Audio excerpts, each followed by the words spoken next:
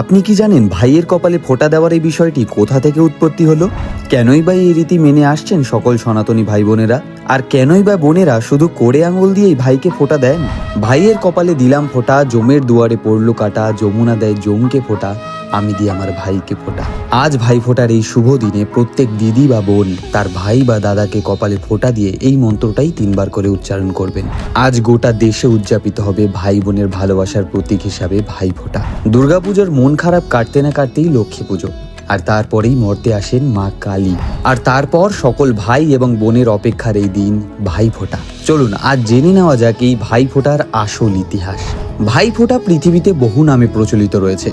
কোথাও বলা হয় ভাই দুজ, কোথাও আবার জম দ্বিতীয়া, কোথাও আবার ভাই টিকা। কথিত আছে সন্ধ্যা এবং ভগবান সূর্যের এক পুত্র এবং এক কন্যা ছিল।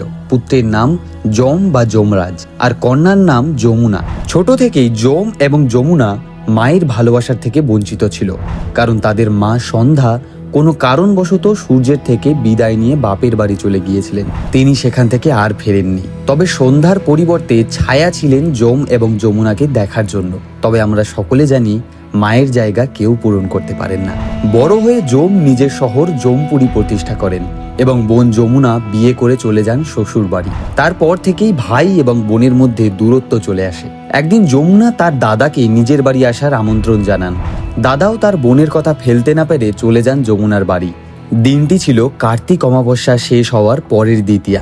দাদা যম বাড়িতে আসতেই যমুনা খুশিতে আত্মহারা হয়ে পড়েন। তিনি স্নান সেরে দাদাকে বসিয়ে পুজো করেন এবং তার কপালে ফোঁটা দেন, সাথে তার মিষ্টিমুখও করেন।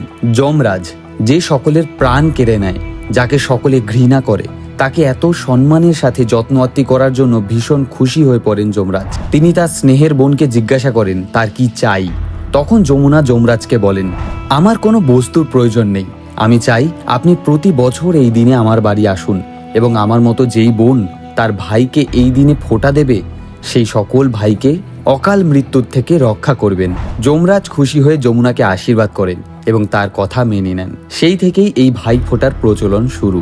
আবার পুরাণ মতে এও শোনা যায়, নরকাসুর নামে এক দৈত্যকে বধ করার পর শ্রীকৃষ্ণ যখন বাড়ি ফেরেন, তখন সুভদ্রা শ্রীকৃষ্ণের কপালে ফোঁটা দিয়ে তাকে মিষ্টি মুখ করান এবং সেই থেকেও নাকি ভাইফোঁটা উৎসবের প্রচলন শুরু হয়। কিন্তু এ তো গেল ভাইফোঁটার কারণ। তবে কেন শুধুমাত্র বাম হাতের কোড়ে আঙুল দিয়েই ভাইফোঁটা দেওয়া হয় জানেন? এবার তার কারণটাই আপনাদেরকে বলবো। আসলে আমাদের প্রত্যেকের হাতের এই 5টা আঙ্গুলে পঞ্চভূত বাস করে, যেমন ক্ষিতি, অপ, তেজ, মরুত ও বোম। আর এই বোম অর্থাৎ মহাশূন্য অবস্থান করে শুধুমাত্র কোড়ে আঙ্গুলেই। আর নারী হচ্ছে প্রকৃতির আরেক রূপ। তাই কোনো নারী যদি এই কোড়ে আঙ্গুল দিয়ে ভাইকে ফোঁটা দেয়, অর্থাৎ ভাই এবং বোনের সম্পর্ক মহাশূন্যের মতোই সীমাহীন।